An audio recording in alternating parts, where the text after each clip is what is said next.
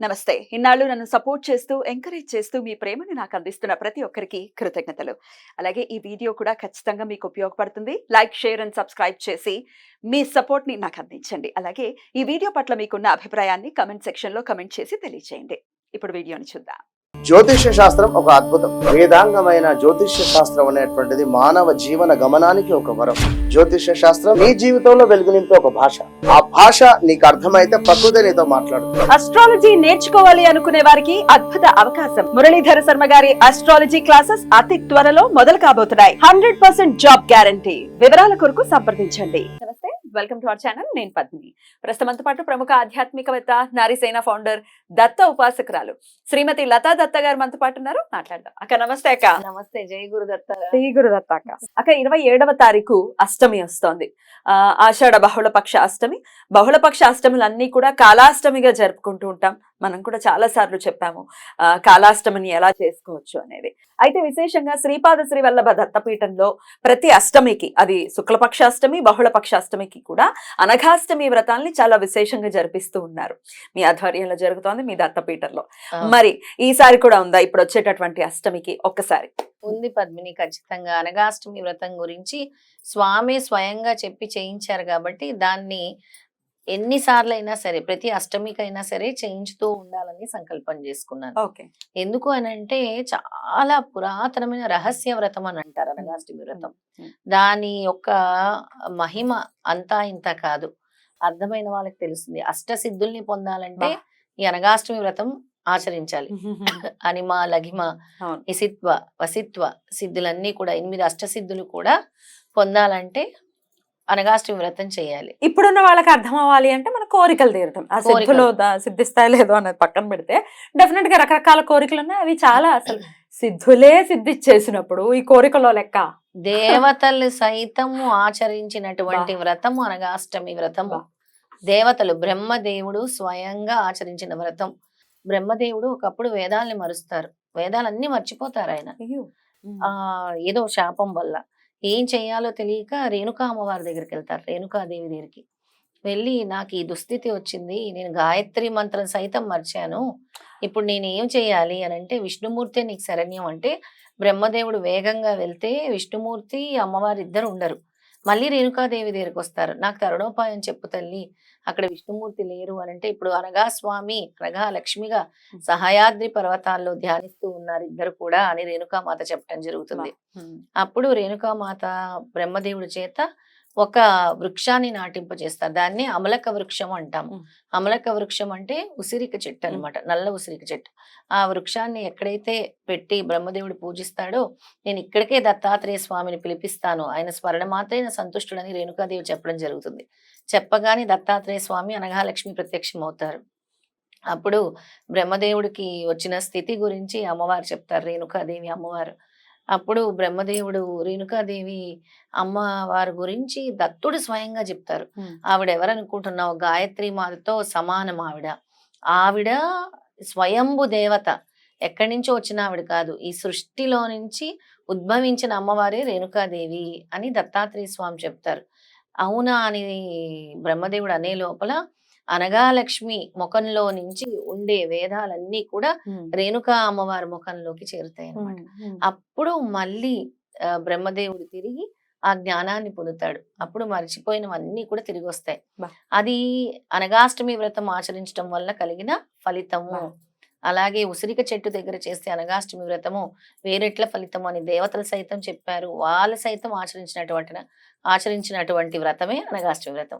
మన గణపతి సచ్చిదానంద స్వామి కూడా అందుకే స్వామి అయితే వేలల సంఖ్యలో అలా చేసి ప్రాచుర్యాన్ని తీసుకొచ్చింది ఆయన అని చెప్పుకోవచ్చు కదా. ప్రాచుర్యాన్ని అనఘాష్టమి వ్రతానికి తీసుకొచ్చింది ఆయన.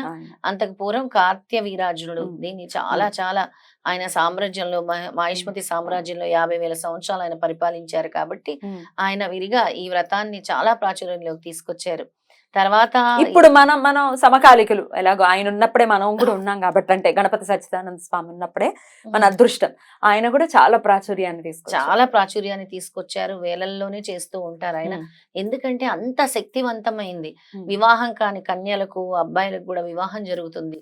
ఉద్యోగంలో ప్రమోషన్లు కావాలన్నా, ధనధాన్య సమృద్ధి కావాలన్నా, కోర్టు కేసుల్లో విజయం కావాలన్నా కూడా అనగాష్టమి వ్రతం. కాకపోతే నేను అందరికీ చెప్పేది ఒకటే, ఒక్కసారి వ్రతం చేసేసి మాకు ఫలితం కావాలని అంటే కాదు. స్వామిని శరణు వేడి పట్టుకోండి. ఒక 5వ సారో లేదా కొంతమందికి 1వ సారిలోనే మొన్న- రిజల్ట్ వస్తుంది. మనం ఒక వీడియోలో కూడా మనం వీడియోలో మాట్లాడుకున్నాం, కూడా కాలర్ చెప్పారు ఒక్కసారి చేసినంత మాత్రం ఒక్కసారి చేసినందుకు అది ఉద్యోగం. వాళ్ళ రాత బట్టి ఉంటుంది. అంటే కొందరికి 1వ సారికి వస్తుంది, కొంతమందికి 3వ సారికి వస్తుంది, కొంతమందికి 5వ సారికి వస్తుంది, ఉమ్. కొంతమందికి ఉమ్. ఇంకా ఎక్కువ సార్లు కానీ చేసిన రావటం మాత్రం ఖచ్చితంగా వస్తుంది. ఖచ్చితంగా రిజల్ట్ వస్తుంది. ఉమ్. ఖచ్చితంగా చాలా ఉమ్. ఈ వ్రతాన్ని ఎటువంటి వయసు గలవారైనా ఆచరించవచ్చు. స్త్రీలు పురుషులు కూడా ఆచరించవచ్చు. రైట్. మధ్యాహ్నం 12 గంటల లోపలే మొదలు పెట్టాలి వ్రతము. ఉమ్. తర్వాత తలంటు స్నానం చేయాలి ఆ రోజు. ఉమ్. ఎవరైనా సరే వ్రతం ఉమ్. ఆచరించిన వాళ్ళు ఆ ఎక్కడైతే మనము అంటే వాళ్ళు ఏకభుక్తం చేయాలి, అంటే చాలా అల్పంగా ఉదయం ఏమి తినకుండా ఉండి వ్రతం ఆచరిస్తే ఇంకా మంచి ఫలితం వస్తుంది. ఉమ్. అంటే టిఫిన్లు అలాంటివి చేయకుండా. Yeah, yeah. తర్వాత మద్య మాంసాలు ఇవన్నీ ఏం ముట్టరాదు. ఉమ్. ఆ రోజు కూడా వాళ్ళు బ్రహ్మచర్యం పాటిస్తే మంచిది. Right. పాటించకపోయినా అసలు పాటిస్తే ఇంకా మంచి ఉమ్. వ్రత ఫలితం ఉంటుంది వ్రతాలు అవి అన్నమాట. చేసుకున్నప్పుడు జనరల్ గా పాటించటమే ఆ, మనందరికి తెలిసిన విషయం. పాటిస్తేనే చాలా మంచి ఫలితం ఉంటుంది అనమాట. రైట్ అక్క. అయితే ఆ రోజు 27వ తారీఖు రాత్రి వస్తోంది, రాత్రి వస్తుంది. సుమారుగా 9 తర్వాత వస్తోంది. మరి ఎప్పుడు దత్తపీఠంలో ఎప్పుడు చేస్తారు అనగాష్టమి వ్రతం? 28 ఉదయాన్నే చేస్తాం మనం. సండే హ్యాపీ అందరికి అది అందుబాటులో, అందరూ ఖాళీగా కూడా ఉంటారు కదా. ఖాళీగా ఉంటారు. ఆ రోజు ఉదయాన్నే చేస్తాం మనం. ఎన్నింటికి మొదలవుతుంది దత్తపీఠం? 9:30 కల్లా అందరు వస్తే 10 నుంచి మనం వ్రతం మొదలు పెడతాం. ఎంతసేపు ఉంటుంది అక్క వ్రతం? కరెక్ట్ గా 2 hours లో వ్రతాన్ని ఫినిష్ చేస్తాము. రైట్. తర్వాత భోజన సదుపాయం కూడా, అన్నప్రసాదం కూడా అక్కడే మనం పెట్టడం జరుగుతుంది. సో శ్రీపాద స్వామి. ఓకే అక్క. అయితే రిజిస్టర్ చేసుకోవాల్సి ఉంటుంది. Register లత గారి చేసుకోవాలి. నంబర్ కి కాల్ చేసి రిజిస్టర్ చేసుకోవాల్సి ఉంటుంది. అయితే ఒక టికెట్ కి ఎంత మంది రావచ్చు? ఇద్దరు రావచ్చు. ఇద్దరు రావచ్చు. ఇద్దరు రావచ్చు. భార్యాభర్తలు భార్యాభర్తలు రావచ్చు, ఉమ్. తల్లి కొడుకులు రావచ్చు, ఉమ్. తల్లి కూతురు రావచ్చు. ఉమ్. అలా ఇద్దరు రావచ్చు. ఇద్దరు రావచ్చు. వచ్చి చక్కగా పూజలో కూర్చొని పూజ చేసుకుని, పీఠంలోనే హ్యాపీగా పూజ చేసుకుని అన్నప్రసాదం కూడా తీసుకుని వెళ్ళొచ్చు. చక్కగా అక్కడే నామజపం కూడా చేసుకోవచ్చు, స్వామిని చూడొచ్చు, ఉమ్. చేసుకొని రావచ్చు. రైట్. అయితే కాళాష్టమి కూడా మనకు తెలిసిందే. అవును. విశేషంగా కాలభైరవుడు అనుగ్రహం కోసం కూడా కాళాష్టమిని ఖచ్చితంగా వినియోగించుకుంటారు. పలుమార్లు మీరు కూడా చెప్పారు ఏం చేసుకోవచ్చు అనేది. మరి అది శనివారం వస్తోంది, శనివారం అష్టమి. అవును.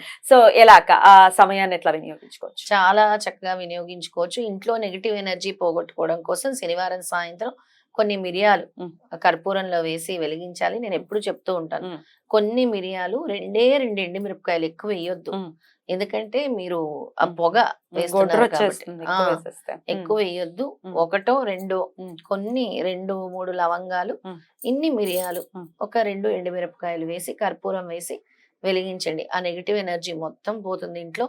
ఇల్లంతా కూడా ఒకసారి తిప్పండి. తర్వాత మళ్ళీ ఆవు గోదర్బార్లో దొరికేటటువంటి ధూపాన్ని వేయండి. ఉమ్. ఉమ్. ఇల్లంతా కూడా ధూపాన్ని వేయండి. ఉమ్. అలాగే ఆ రోజు కాలభైరవాష్టకం చదువుకున్నా, ఓం కాలభైరవాయ నమః అని చదువుకున్నా కూడా విశేషమైన ఫలితం స్వామిస్తారు రైట్. ఆ రోజు. రైట్. అద్భుతం అక్క. సో దత్తపీఠంలో జరగబోతున్నటువంటి అనఘాష్టమిలో ఒకవేళ పాల్పంచుకోవాలి అనుకున్న, వచ్చి పార్టిసిపేట్ చేయాలి అనుకున్న పూజ చాలా అద్భుతంగా జరుగుతుంది, స్వామి సన్నిధిలో జరుగుతుంది. కాబట్టి మరి చేసుకోవాలి అనుకుంటే ఒకసారి లత గారి నంబర్ కి కాల్ చేసి ముందుగా రిజిస్టర్ చేసుకోవాల్సి ఉంటుంది ఖచ్చితంగా. ఆ తర్వాత మీకు రిజిస్టర్ చేసుకున్న తర్వాత డీటెయిల్స్ అన్ని ఇవ్వటం జరుగుతుంది, ఎక్కడికి రావాలి ఏంటి ఈ డీటెయిల్స్ అన్ని ఇవ్వటం అన్నీ ఇస్తాం. జరుగుతుంది. సో చక్కగా వచ్చి చేసుకోవచ్చు. అలాగే ఈ అష్టమి వ్రతాలు ఏవైతే చేస్తున్నారో అవి దిగ్విజయం అవుతున్నాయి ఎలాగో స్వామి అనుగ్రహంతో. చాలా చక్కగా జరగాలని సామూహికం మనస్ఫూర్తిగా అంటే ఆ శక్తి, ఆ పవర్ వేరు పద్మిని. సామూహికం సామూహికం అని దత్తాత్రేయ స్వామి ఎందుకు చెప్తారంటే, ఆ వైబ్రేషన్ వచ్చి చేయించుకున్న వాళ్ళందరికీ కూడా చాలా పవర్ అనేది పెరుగుతూ ఉంటుంది. అందుకే సామూహికాన్ని ఎక్కువ ప్రోత్సహించమంటారు. రైట్. స్వామి ఎప్పుడు చెప్తారు, సామూహిక పారాయణాలు, సామూహిక వ్రతాలు, సామూహికంగా సిద్ధమంగళ స్తోత్రం పారాయణాలు, ఈ సామూహికం అంటేనే స్వామికి ఎక్కువ ప్రీతి అన్నమాట. చాలా బ్యూటిఫుల్ గా ఎక్స్ప్లెయిన్ చేశారు. కృతజ్ఞతలక్క. నమస్తే. శ్రీపాదరాజం శరణం ప్రపద్యే. శ్రీ దత్తరాజం శరణం ప్రపత్తి.